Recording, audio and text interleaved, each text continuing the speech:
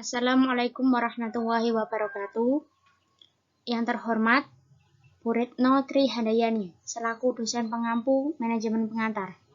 Di sini saya akan membahas tentang tanggung jawab sosial dan etika manajerial, guna memenuhi tugas mata kuliah manajemen pengantar.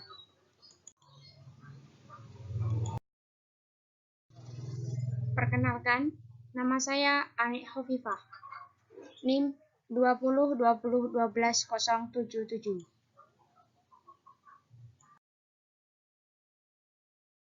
Pokok pembelajaran pertama, apakah tanggung jawab sosial? Kedua, manajemen hijau atau green management. Ketiga, manajer dan perilaku etis. Keempat, mendorong perilaku etis. Kelima, tanggung jawab sosial dan masalah dunia etika.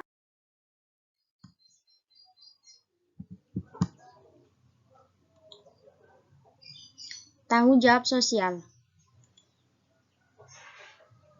Tanggung jawab sosial adalah sebuah intensi bisnis melampaui kewajiban legal dan ekonomi untuk melakukan hal yang benar dan bertindak dengan cara yang baik bagi masyarakat.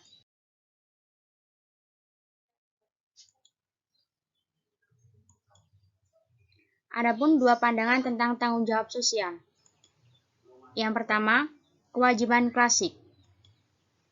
Kewajiban klasik adalah pandangan bahwa satu-satunya tanggung jawab sosial manajemen adalah maksimalisasi keuntungan.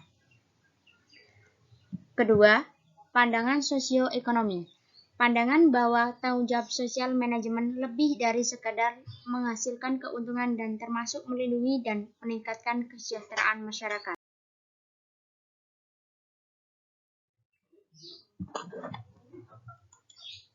Keterlibatan sosial dan kinerja ekonomi. Tindakan sosial perusahaan tidak merugikan kinerja ekonominya. Akibat merebaknya tekanan politik dan sosial untuk terlibat secara sosial, manajer mungkin harus mempertimbangkan masalah dan tujuan sosial ketika mereka melakukan aktivitas perencanaan, pengelolaan kepemimpinan, dan pengendalian.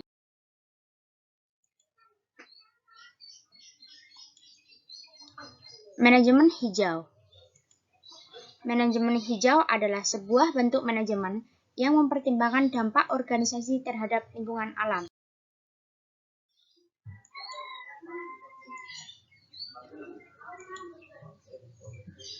Empat pendekatan untuk perusahaan menjadi hijau. Yang pertama, pendekatan hukum atau hijau muda. Pendekatan hukum adalah pendekatan di mana cukup mengikuti apa yang diperintahkan hukum. Kedua, pendekatan pasar.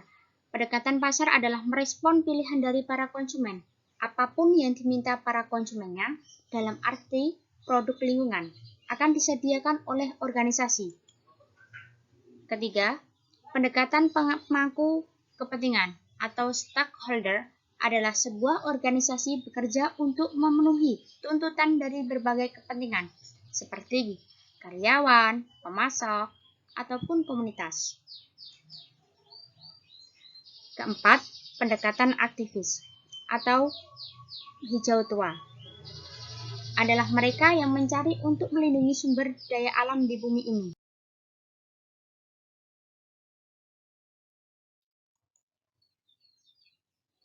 Mengevaluasi tindakan manajemen hijau. Tindakan hijau dapat dievaluasi dengan memeriksa laporan yang dikumpulkan perusahaan mengenai kinerja lingkungan mereka, dengan melibatkan pemenuhan standar global bagi manajemen lingkungan, dan dengan menggunakan daftar global 100 korporasi yang paling berkelanjutan di dunia.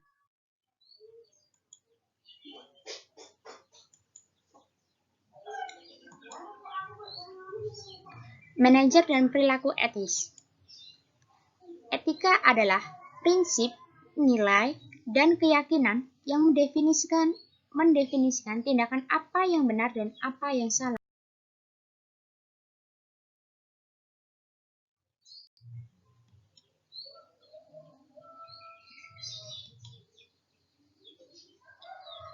Enam faktor yang menentukan tindakan beretika dan tidak beretika.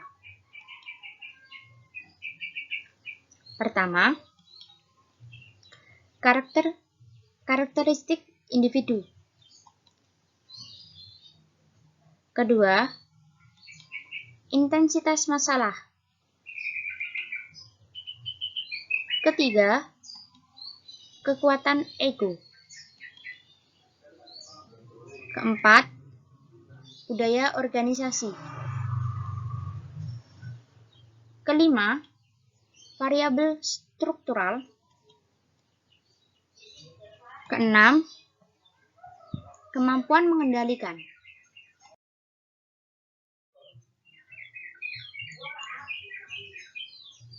Mendorong perilaku etis.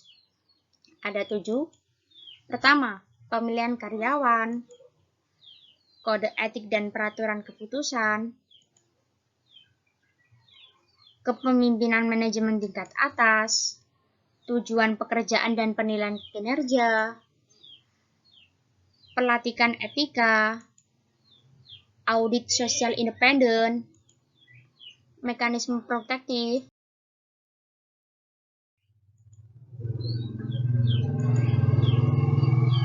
tanggung jawab sosial dan masalah etika di dunia masa kini terbagi menjadi 3. Pertama, mengelola kegagalan moral dan keberoblokan sosial. Meliputi kepemimpinan yang beretika, perlindungan bagi karyawan yang mengangkat isu etika. Yang kedua,